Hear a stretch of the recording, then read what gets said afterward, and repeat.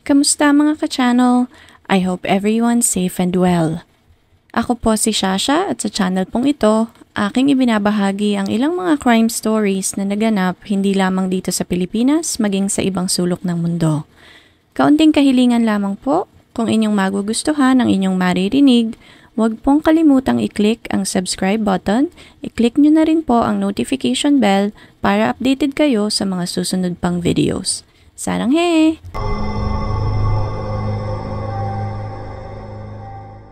Dadalhin tayo ng kasong aking tatalakayin sa video na ito sa Saskatchewan, Canada. Ang kasong ito ang isa sa pinakabrutal na kasong naitala sa history ng Canada kung saan 9 na miyembro ng pamilya Peterson ang napatay. Sa videong ito, makikita din natin kung gaano kaimportante na ma-address ang psychological at mental issues ng isang tao dahil kung mapapabayaan ay maaari itong magdulot ng trahedya. Hindi lamang sa mga taong malalapit sa atin, pati na rin sa mga taong hindi natin kilala. Samahan niyo ako at ating balikan ang trahedyang nangyari sa Peterson family. Ang kasong ito ay naganap sa isang village na tinawag na Shell Lake na matatagpuan sa Saskatchewan, isang probinsya sa Canada na may layong 55 miles mula sa kanlurang bahagi ng Prince Albert. Tahimik lamang sa lugar na ito at maliit lamang ang populasyon noong araw. Taong 1967, halos 250 katao lamang ang naninirahan sa village na ito. Karamihan sa mga pamilya dito ay walang ibang pinagkakakitaan kundi ang pagsasaka at pagtatanim. Isa sa mga pamilyang nakatira doon ay ang pamilya ni James at ang asawa nitong si Evelyn Peterson. Isang humble at family-oriented man itong si James. Nang matapos ang kanyang pagsiserbisyo sa World War II, nagdesisyon itong bumili ng 328 hektaryang lupa upang magsaka at mag-alaga ng mga baka. Napakasipag at isang responsableng asawa at ama ni James sa kanyang may bahay at mga anak. Dumaan ang ilang taon, sumakabilang buhay naman ang ama ni James, kaya't naiwan sa kanya ang additional na 72 hektaryang lupa, kaya't kinailangan nito ng makakatulong upang pagyamanin ang properties na naiwan ng kanyang ama. Halos lahat ng nakatira doon ay nagmula sa isang malaking pamilya at hindi nga naiba ang pamilya ni James dito. Nagkaroon sila ni Evelyn ng 9 na anak. Si Kathleen na 19 anyos ng panahong iyon, Jean 17 years old, Mary 13 years old, Dorothy 11 years old, Pearl 9 years old, Phyllis 4 years old, William 5 years old, Colin 2 years old at ang bunsong anak nila na si Larry na 1 taong gulang pa lamang ng panahong iyon. Sa kabila ng pagkakaroon ng malaking pamilya, napalaki ng mag-asawang James at Evelyn na mabubuting bata ang kanilang 9 na anak. Lumaki ang mga itong magagalang at naging maayos din ang kanilang pag-aaral sa eskwelahan. Dahil likas na mabubuting bata, nagkaroon ang mga ito ng maraming kaibigan habang sila ay lumalaki. Well-respected din sina James at Evelyn sa kanilang lugar at walang sino mang kaaway. Malimit tuwing linggo ay makikita ang buong pamilya na nagsisimba at palaging magkakasama. Nang panahong iyon, kakakasal lamang ni Kathleen kaya't sa British Columbia na ito nakatira kasama ang kanyang asawa. Maliban kay Kathleen, lahat ng 8 pang anak ng Peterson family ay nakatira sa kanilang simpleng farmhouse na mayroong 4 na kwarto. 2 kwarto lamang sa bahay na ito ang nagagamit ng pamilya upang magsilbing tulugan. Lahat ng maliliit na bata ay kasama ni na James at Evelyn sa kanilang kwarto, habang ang mga batang medyo malalaki na ay sama-sama naman sa kabilang kwarto. Malawak ang kalupaan ng mga Peterson, katulad ng nabanggit kanina, pero wala silang maraming hawak na pera. Ngunit sa kabila noon, sapat ang kinikita ni James upang mapalaking maayos ang kanilang 9 na supling. Hindi man sagana sa material na bagay, kontento ang buong pamilya sa kung ano ang meron sila. Wala ng mga hirap sa buhay at sakripisyo ng mag-asawa para sa kanilang pamilya, nagawa nilang bigyan ng maayos at masayang pamilya ang kanilang mga anak. Ang goal nilang mag-asawa ay mapalaki ang mga bata na pagmamahal at ang pamilya ang maging sentro ng kanilang buhay. Simula nang ikasal ang panganay na si Kathleen, si Jean na ang tumayong panganay sa magkakapatid. Mahusay sa school at isang promising athlete itong si Jean na sinuportahan naman ng kanyang mga magulang. Sa tuwing may mga training camp ang dalaga ay sinisiguro ni James na meron silang sapat na pera para makasali ang kanilang anak na si Jean. May isang pagkakataon pa nga na humingi ito ng tulong sa kaibigan nitong si Will Drew Lang upang mabilis na mailagay ang 50 sako ng dayami sa grain elevator. Ibebenta niya ito kinabukasan sa bayan upang may maibayad si Jean sa training camp. Pumayag naman si Will Drew at nagkasundo na magkita noong August 15, 1967. Ngunit ang hindi alam ni James ay may nakaabang na palang panganib sa kanilang pamilya. Ang lalaking maghahatid ng panganib sa pamilya Peterson ay nagngangalang Victor Ernest Hoffman. Si Victor ay 21 years old ng panahong iyon. Ipinanganak si Victor noong 1946 at nagmula sa isang ordinaryong pamilya ng Lutherans o mga taong may matinding pananampalataya sa ideas at turo ng German religious leader na si Martin Luther. Ang tatay nitong si Robert ay isang German habang ang kanyang ina naman ay isang Ukrainian. Katulad ng mga Peterson, malaki rin ang pamilyang pinagmula ni Victor. Si Victor ay panglima sa 7 magkakapatid. Nakatira naman ang pamilya niya sa village ng Lisk, 40 miles ang layo mula sa Shell Lake kung saan nakatira ang Peterson family. Katulad ng mga Peterson, maayos ang pamilya Hoffman at palagi ring laman ng simbahan tuwing linggo. Noong una ay wala namang nakitang problema ang mag-asawa sa anak nilang si Victor. Isang normal na bata, tahimik lamang ito at medyo loner. Dahil isang lalaki, sinundan din nito ang yapak ng kanyang ama sa farming. Bilis nitong natutunan ang pamamalakad sa kanilang farm at naging isang responsableng binata. Dahil may pagka-loner nga itong si Victor, hindi ito nagkaroon ng maraming kaibigan. Hindi rin ito masyadong nag-excel sa eskwelahan dahil medyo hirap itong mag-focus sa klase at mag-concentrate sa kanilang mga lessons. Nang magbinata, dito na napansin ng kanyang ama na parang may mali sa kanilang anak. Parang may isang switch na nag-on na biglang nagpabago sa mga ikinikilos ni Victor. Ang hindi alam ng kanyang mga magulang ay matagal na pala itong nakararanas ng mga simptomas. Dito na nagpasya ang mga magulang ni Victor na dalhin siya sa doktor upang ma-identify kung ano ang sakit ng kanilang anak. Ayon sa doktor na sumuri kay Victor, meron itong schizophrenia.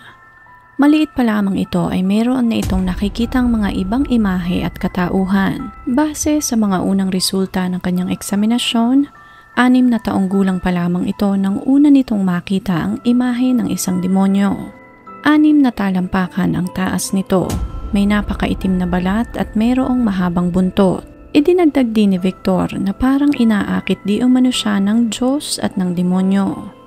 Malimit ay nagigising siya ng hating gabi dahil sa malalakas na kaluskos. Sa una ay mahina lamang ito, ngunit habang dumadaan ang oras ay palakas ng palakas ang mga ingay. Nang tumuntong ng edad 10, dito na nagkaroon si Victor ng mga impulsive thoughts na pumatay. Nagkaroon ito ng mga imahinasyon na pinapatay niya ang kanyang pamilya, pati na rin ang mga taong nakakasalubong lamang niya sa daan. Hindi niya sinabi sa kanyang mga magulang ang kanyang pinagdadaanan dahil ayaw niyang mag-alala ang mga ito. Ayon din kay Victor, ito rin ang dahilan kung bakit nahilig siya sa pangangaso. Sa tuwing makakapatay siya ng hayop ay nakakaramdam siya ng satisfaction. Satisfaction na hindi kayang ibigay ng kahit na anong laro o material na bagay. May ibang level ng kasiyahan na hatid ang makakita ng dugo mula sa hayop na kanyang napapatay, lalong-lalo na kapag nakikita niyang hindi na ito humihinga. Ngunit ang pakiramdam na iyon o pagnanasa ay nananatili lamang ng ilang araw kay Victor. Parang may mga puntong uhaw na uhaw siya at pag naibsan na ito ay bumabalik siya sa normal. Paulit-ulit at cycle na ang nangyayari kaya't naging napakadalas ng pangangaso ni Victor upang mapunan ang kanyang pagnanasa. May isang pagkakataon din, nang nag-uumagahan siya ay bigla siyang may narinig na isang boses na tumatawag sa kanya. Sinundan niya ang tinig at sa labas ng kanilang bahay ay natagpuan niya ang isang bagong anyo ng demonyo. Sa harap niya ay nakatayo ang isang matangkad na lalaki na mayroong ulo ng baboy. Pinangakuan di umano siya ng nilalang na iyon na ibibigay nito sa kanya ang lahat ng kayamanan sa mundo kung ibebenta niya ang kanyang kaluluwa dito. Tumanggi di umano siya. Ngunit sa isip niya ay gusto niyang yumaman ng kaunti, kaya't iniluhod niya ang isa niyang tuhod sa demonyo. Nang matapos iyon ay hindi naman siya nagkaroon ng maraming pera. Mayroon ding mga pagkakataon na nakakakita di umano si Victor ng lumulutang na kamay sa labas ng kanyang bintana. Nararamdaman niya di umano ang mga kamay na ito na hinahawakan ang kanyang katawan. Maraming beses na nagpakita ang mga imaheng iyon sa kanya at pinipilit siya ng mga itong ibenta ang kanyang kaluluwa na paulit-ulit din naman niyang tinanggihan. Ngunit ayon kay Victor, isang araw ay tumigil sa pagpapakita sa kanya ang mga demonyo. Napalitan naman ito ng imahe ng mga anghel. Ayon din kay Victor, ang mga anghel ay may mukha na katulad ng sa tao, imahe ng babae at may mga pakpak. Nakikipag-usap di umano ang mga anghel sa kanya, ngunit hindi kasing limit ng pakikipag-usap sa kanya ng mga demonyo. Nagpapakita di umano ang mga anghel sa kanya dahil hinihikayat siya ng mga ito na huwag sundin ang ipinag-uutos ng mga demonyo. Isang araw, nakatanggap siya ng mensahe mula sa Panginoon na sinasabing mapupunta siya sa langit kung mahuhuli niya ang mga demonyo. Nagustuhan ni Victor ang hamong iyon ng mga anghel, kaya't malimit itong lumalabas ng kanilang bahay na may dalang lambat upang hulihin ang mga demonyo. Ngunit sa kabila ng paghabol niya sa imahe ng mga demonyo, ay bigo si Victor na mahuli ang mga ito. Sa isip ng binata, wala na siyang ibang choice kundi barilin ang mga ito. May 27, 1967, natagpuan si Victor ng kanyang ina sa likod ng kanilang bahay na bumabaril sa langit. Dali-dali siyang pinuntahan ng kanyang ina at tinanong kung ano ang kanyang ginagawa. Natatakot na ang kanyang ina ng mga oras na iyon dahil parang wala sa sarili si Victor, ngunit nilapitan pa din siya nito at tinanong. Sumagot naman si Victor habang nakatalikod sa kanyang ina at sinabing binaril ko na ang demonyo. Sa puntong iyon, sinaway na si Victor ng kanyang ina at inakay papasok ng kanilang bahay. Nang maibaba ni Victor ang kanyang baril, lumabas muli ito ng pinto at sumakay sa kanilang sasakyan at saka nag-drive palayo ng bahay. Dito na nagdesisyon ng buong pamilya na itago lahat ng baril sa bahay na iyon mula kay Victor sa pangambang baka masaktan ito o baka makasakit ito ng ibang tao. Nang makabalik si Victor ng kanilang bahay ay agad nitong tinanong ang kanyang mga magulang kung nasaan ang mga baril. Sa puntong ito ay hindi na nila pinayagan pa si Victor na muling makuha ang mga armas. Dahil sa galit ay muli nitong pinaandar ang sasakyan at umalis ng bahay upang magpakalma. Gabi na nang makabalik si Victor sa kanilang bahay. Galit na galit pa din ito at dito na niya sinabi sa kanyang ina na nais niyang makausap ang kanilang pastor. Dumating ang pastor at nag-usap silang dalawa sa labas ng kanilang bahay at dito na nga sinabi ni Victor sa kanilang pastor na gusto niyang patayin ang kanyang ina. Ito na ang naging hudyat sa mag-asawang Hoffman na may mali sa anak nilang si Victor. Nagpa siyang mag-asawa na ipatingin na sa espesyalista ang kanilang anak at dito na nga ito na-diagnose na meron itong schizophrenia. Iminungkahi ng doktor na ma-confine si Victor na sinang-ayunan naman ng binata. Base sa mga resulta ng unang mga eksaminasyon, hindi lamang ito mentally ill kundi pati katawan nito ay nagde-deteriorate na din. Madalas itong nakikita na nakikipag-usap sa hangin at tumatawang mag-isa. May mga pagkakataon din na hindi na nito alam ang totoo niyang kasarian at minsan ay nalilito na isa siyang babae. Sa kabila ng mental issues na ito ni Victor, hindi naman ito tumanggi sa kahit na anong test na ipinagawa sa kanya ng mga doktor. Sa mga interview na ibinigay nito sa doktor, nagkaroon siya ng problema sa pag-iisip dahil pakiramdam niya ay hindi siya naiintindihan ng kanyang pamilya. Maraming beses di umano na sinabi niya sa kanyang mga kapatid na nakikita niya ang demonyo, ngunit hindi siya pinapakinggan ng mga ito at malimit ay tinatawanan lamang siya ng kanyang mga kapatid. Idinagdag din ng binata na maaaring nangyayari iyon sa kanya dahil pinaparusahan siya ng demonyo dahil ayaw niyang ibenta ang kanyang kaluluwa sa mga ito. Maraming pagkakataon din na hindi di umano niya kilala ang kanyang sarili. na minsan ay sinasapian siya ng isang babaeng nagngangalang Denise at gusto di umano ng babaeng iyon na angkinin ang kanyang katauhan. Nang marinig ang salaysay na ito ni Victor, dito na ipinaliwanag ng doktor sa binata na ilusyon lamang ang mga iyon, na ang kanyang mga nakikita ay hindi totoong tao, bagay o pangyayari sa kanyang buhay. Hindi naman ito matanggap ni Victor dahil nahawakan di umano niya ang demonyo at anghel ng maraming pagkakataon. Dito na na-realize ni Victor na kung ipagpapatuloy niya ang pagsasabing nakakakita siya ng demonyo, ay maaaring hindi na siya makalabas ng ospital na iyon. Sa puso ni Victor ay gusto niyang gumaling. Ayaw na niyang mabuhay ng may takot sa dibdib, kaya't pumayag siyang sumailalim sa electroconvulsive treatment, tranquilizers, occupational therapy at supportive psychotherapy. 12 sessions ang kailangan niyang tapusin upang masabi ng mga doktor kung may pag-asa pang bumuti ang kanyang kalagayan. Matapos ang lahat ng gamutan, kinumpirma ng mga doktor na ng panahong iyon ay naiintindihan na ni Victor ang pagkakaiba ng katotohanan at ng mga bagay na nasa imahinasyon niya lamang. Pakiramdam din ni Victor ng puntong iyon ay magaling na siya dahil hindi na nagpapakita sa kanya ang demonyo at napakaliwanag na rin ang kanyang pag-iisip. Masayang masaya si Victor sa pagbuti ng kanyang kalagayan, ngunit nagbabaga pa din sa kanyang puso ang kagustuhan niyang pumatay. Hindi naman niya itinago ang mga isiping ito sa kanyang mga doktor. Sinabi niya sa mga doktor na nararamdaman pa rin niya minsan na parang gusto niyang pumatay. Nararamdaman pa rin niya paminsan-minsan na nangangati ang kanyang mga kamay na kalabitin ang gatilyo ng kanyang baril. Sa tuwing mangyayari ito, palagi niyang nagiging unang target sa kanyang isip ay ang kanyang pamilya, ang kanyang ama, ina at ang kanyang 6 na kapatid. Pinilit niyang alamin sa kanyang sarili kung bakit ganoon ang kanyang naiisip, ngunit wala siyang mahanap na matinong sagot. Sa puso niya ay gusto niya lamang makitang patay ang lahat ng miyembro ng kanyang pamilya. Sa kabila ng kompresyong ito, pinayagan pa din ng mga doktor na makalabas si Victor ng ospital. Ipinaliwanag ng mga doktor ang diagnosis nila sa ama ni Victor at sinabing kung maipagpapatuloy nito ang pag-inom ng gamot ay sigurado silang patuloy itong gagaling sa loob lamang ng 1 o 2 taon. Matapos iyon, niresetahan lamang nila si Victor ng maraming gamot at tranquilizers at saka pinauwi na ng bahay. Nang makarating ng kanilang bahay, pinilit ni Victor na ibalik ang kanyang dating pamumuhay.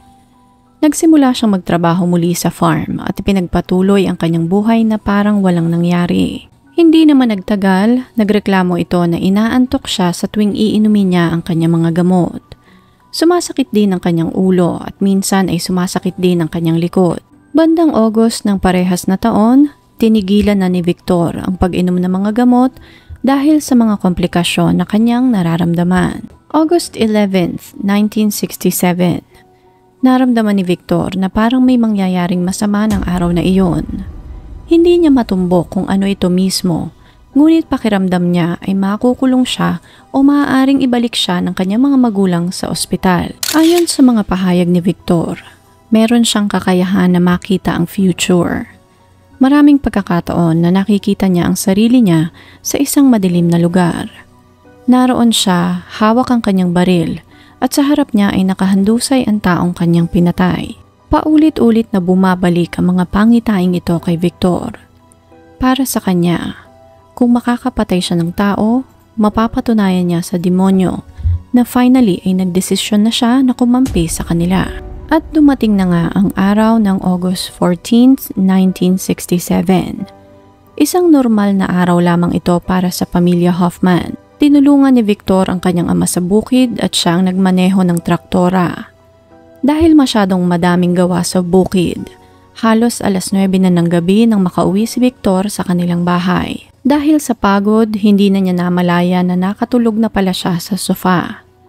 Nakita naman siya ng kanyang ina, kaya't ginising siya nito at inutusang doon matulog sa kanyang kwarto. Sumunod naman si Victor sa ipinag-uutos ng kanyang ina at muling nakatulog hanggang 3:00 ng madaling araw. Gusto niya pang matulog dahil masyado pang maaga, ngunit hindi na siya dalawin ng antok, kaya't bumangon na siya at pumunta sa kanilang grahe. Nang makarating sa grahe ay wala naman siyang ibang mapagkaabalahan at dito na nga mabilis na gumana ang imahinasyon ni Victor. Tumitig siya sa pader habang unti-unting inaabot ang doorknob. Habang nakatayo, nakaramdam si Victor ng kakaibang sensasyon. Parang hinihiwa sa gitna ang kanyang katawan. Parang nilisan siya ng kanyang espiritu na may hatid na kakaibang sensasyon sa kanyang buong katawan. Satisfaction. He felt satisfied. Ang kanyang pagnanasang pumatay ay nagsisilakbo ng mga oras na iyon. Hindi ito napaglabanan ni Victor, kaya't inabot niya ang doorknob upang makalabas siya ng grahe. Sumakay siya sa kanyang sasakyan, dala ang kanyang rifle upang maghanap ng squirrel sa daan. Habang tinatahak ang madilim na daan, wala naman siyang namataan ng mga hayop kaya't sa isip niya ay uuwi na lamang siya sa kanilang bahay upang simulan ng normal ang kanyang araw. Ngunit sa hindi maipaliwanag na kadahilanan ay patuloy niyang tinapakan ang gasolina ng kanyang sasakyan at nagpatuloy sa pagdadrive. Kahit anong pilit ni Victor sa kanyang sarili ay hindi pa rin mawala ang pagnanasa niyang pumatay. Kakaiba ang sensasyon na kanyang naramdaman at parang mababaliw ito kung hindi niya mapapagbigyan ang kanyang sarili. Patuloy sa pagtapak ng gasolina, narating ni Victor ang village ng Shell Lake bandang 6:00 ng umaga. Napadaan siya sa isang lugar na maraming bahay hanggang narating niya ang farmhouse ng mga Peterson. Nang tumapat siya sa bahay ng pamilya Peterson, bigla siyang may narinig na mga tinig na bumubulong sa kanyang tenga. Ito na ang bahay na hinahanap mo at dito mo gagawin ang iyong plano. Pumasok si Victor sa pinto ng kusina ng bahay. Nang panahong iyon, gising na si James dahil magkikita sila ng kanyang kaibigan upang magbenta ng dayami. Nakita ni James na pumapasok si Victor sa bahay kaya't nagpangbuno ang dalawa, ngunit hindi nakaiwas si James nang paputukan siya ng baril ni Victor. Kahit na may tama na, pinilit ni James na protektahan ang kanyang pamilya kaya't 7 tama ng bala ang bumaon sa katawan ni James bago ito nawala ng hininga. Mabilis namang tumakbo palabas ng bahay si Victor upang mag-reload nang biglang makita niya si Evelyn na lumalabas mula sa bintana ng kanilang bahay, bitbit ang bunso nitong anak na si Larry. Mabilis niyang pinaputukan ang mag-ina at bullseye. Lumaglag si Evelyn at ang batang si Larry mula sa bintana. Bumalik si Victor sa loob ng bahay at dumiretso sa kwarto kung saan natutulog ang mga bata. Natagpuan niya doon ang 6 na anak ni na James at Evelyn na sina Jean, Macy, Dorothy, Pearl, William at Colin. Isa-isa niyang pinaputokan ng mga ito na siya namang tumapos sa buhay ng mga paslit. Nang masigurong patay na ang mga bata, pinuntahan naman ito si Evelyn kung saan ito nahulog at doon ay nakita niya ang batang si Larry na buhay pa. Walang pagdadalawang isip ay pinaputokan din ito si Larry. Ayon sa kanya, mercy killing ang nangyari sa batang si Larry dahil naawa siya di umano dito dahil masyado pa itong bata para mawala ng ina, kaya't mas mabuting mamatay na din ito kasama ng kanyang buong pamilya. Base din sa pahayag ni Victor, pinatay niya si Evelyn at ang mga bata dahil napatay na niya ang kanilang padre de pamilya.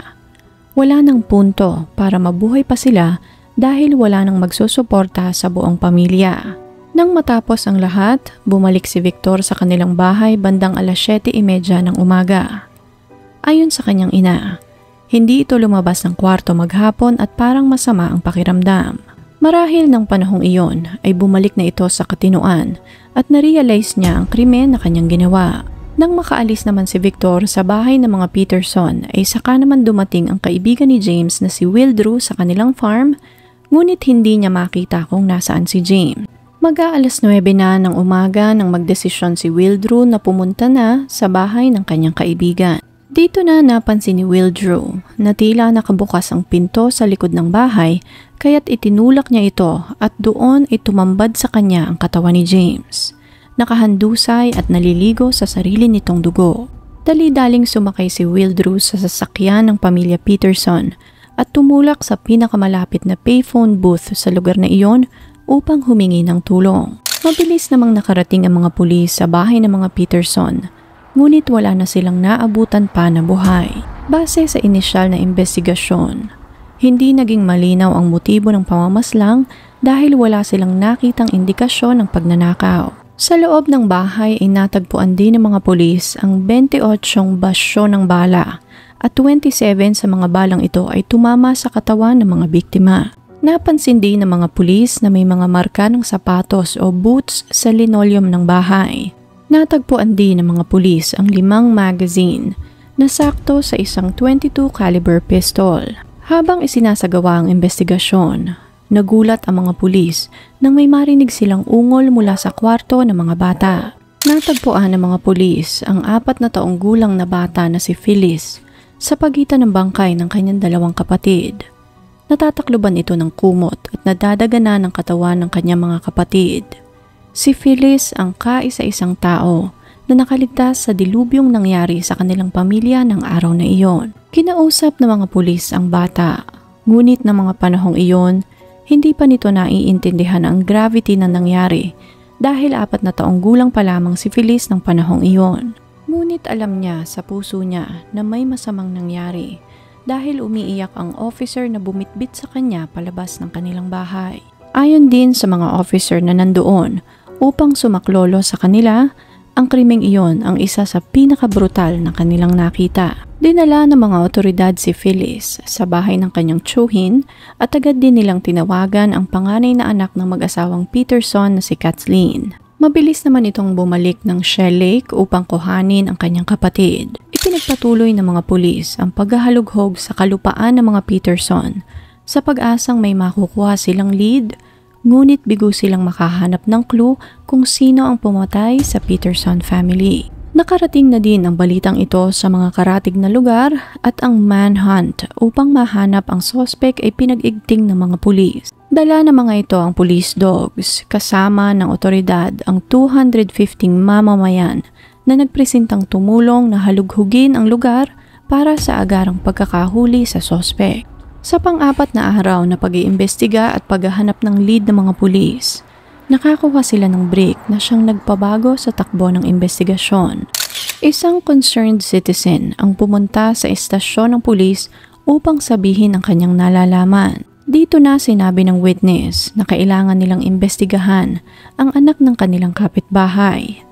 Kalalabas lamang di umano nito ng mental hospital at mahilig di umano ito sa baril at paghahunting. Dahil sa narinig na ito, tumulak ang mga pulis sa Lisk Village kung saan naninirahan ang pamilya Hoffman. Nang makarating doon, kinausap ng mga pulis ang mga magulang ni Victor at tinanong kung meron bang baril sa bahay na iyon. Tinanong din nila ang kalagayan ng kanilang anak na si Victor. Habang nasa bahay ng mga Hoffman, namataan ng isang pulis ang isang rifle sa loob ng bahay kaya't sinamsam nila ito upang maisailalim sa pagsusuri. Napansin din ng isang pulis ang isang pares ng rubber boots na sinamsam din ng mga pulis para sa comparison. Matapos ang eksaminasyon, na-identify ng mga pulis na ang rifle at ang boots ay nagmatch sa mga ebidensyang nakalap nila sa bahay ng mga Peterson. Dahil dito, si Victor Hoffman ay inaresto ng mga pulis noong August 20th, 1967 sa pagpatay sa 9 na miyembro ng Peterson family. Ayon sa mga pulis, walang takot o pagsisisi man lang na makikita sa mukha ni Victor. Naaresto ito 3 oras matapos mailibing ang Peterson family. Dinala ng otoridad si Victor sa station ng pulis sa North Battleford. Naupo lamang ito sa silya at nanahimik lamang ng halos 30 minutes. Matapos ang pananahimik, humagulhol ito at dito na niya inamin ang krimeng kanyang ginawa. Base sa salaysay ni Victor, nagawa niya di umano ang krimen dahil inutusan siya ng boses na patayin ang pamilya Peterson. Tinanong naman ng mga pulis kung bakit hindi niya binaril ang batang si Phyllis at sumagot ito at sinabing kamukha nito ang isang anghel kaya't hindi niya ito pinatay. Pinatay di umano niya ang iba pang kaanak ni Phyllis sa bahay na iyon dahil para sa kanya ay mukha silang mga baboy. Naalarma naman ang mga pulis sa mga sagot na ito ni Victor kaya't sa halip na ikulong ay dinala nila ito sa pinakamalapit na mental facility upang ma-evaluate nila ito ng tama. Katulad ng nauna, na-diagnose si Victor na mayroong paranoid schizophrenia. Ngunit ayon sa mga eksperto na sumuri sa kanya, meron itong kapasidad na tumayo sa trial. Nagsimula ang trial ni Victor noong January 8, 1968 para sa dalawang kaso ng non-capital murder. Nanindigan ang kampo ni Victor na hindi ito mangyayari kung nalunasan ang sakit nito sa pag-iisip. Nag-deliberate ang jury ng halos 4 na oras. Ngunit kahit na patong-patong ang ebidensyang magdidiin dito, si Victor ay napawalang sala dahil sa sakit nito sa pag-iisip. Ayon sa jury, pinatunayan ng doktor na tumayong testigo sa kaso na talagang may sakit sa pag-iisip si Victor. Nakapagpresenta ang doktor ng mga test results na magpapatunay ng totoong kalagayan ng binata. Ayon sa kanila, nagawa lamang ni Victor na patayin ang Peterson family dahil hindi nito makontrol ang kanyang sarili. Hindi man nakulong ng habang buhay, inutusan ng korte si Victor na manatili at magpagaling sa mental facility sa Southern Ontario for an indefinite period under government regulation. December 2001 naman, sa edad na 55, pinayagan ng facility si Victor na makapamasyal sa kalapit na village nang may kasamang bantay. Ngunit ito na ang pinakamalapit sa kalayaan na nakuha ni Victor simula nang siya ay makulong sa mental facility. May 21, 2004 naman, namatay si Victor sa mental facility iyon dahil sa sakit na cancer. Simula nang mamatay ang Peterson family, si Kathleen na ang tumayong ina sa nag-iisa niyang kapatid na si Phyllis. Pinalaki niya ang kanyang kapatid kasabay ng pagpapalaki niya sa mga sarili niyang anak. Nang mamatay naman si Victor noong 2004, nagpaunlak ng maigsing interview si Phyllis sa mga press. Ipinahayag niya sa mga ito na minsan ay naaalala niya pa din ang mga naganap ng gabing mapatay ang kanyang buong pamilya. Ipinahayag din ni Phyllis ang pagkadismaya niya sa mga taong sana ay nakatulong kay Victor noong panahong na-identify na may sakit ito sa pag-iisip. Dahil sa pagkakamaling iyon, nawalan siya ng isang masayang pamilya at magiging ganoon ang sitwasyon niya hanggang malagutan na din siya ng hininga. Naging napakalungkot ng buhay ni Phyllis, ngunit sa kabila noon, pinilit niyang magpatuloy. Nagbago ang lahat nang mabiyayaan siya ng isang anak na lalaki na pinangalanan niyang James, sunod sa pangalan ng kanyang ama. Ang batang iyon ang nagsilbing inspirasyon para kay Phyllis na magkaroon ng kahit na kaunting liwanag sa madilim na mundo na ibinigay sa kanila ni Victor. Taong 2019, si Phyllis naman ay pumanaw na rin dahil sa sakit na cancer. Sa kasalukuyan, ang panganay sa magkakapatid na si Kathleen na lamang ang natitirang buhay sa magkakapatid na Peterson. Isinulat naman ng isang Canadian journalist na si Peter Tadman ang pangyayaring ito sa buhay ng Peterson family sa isang libro na pinamagatan niyang The Shell Lake Massacre. Sa librong ito, isinulat ni Peter na ilang beses niyang in-interview si Victor patungkol sa krimen at hindi ni minsan itong nagpakita ng lungkot o pagsisisi man lang sa kanyang nagawa.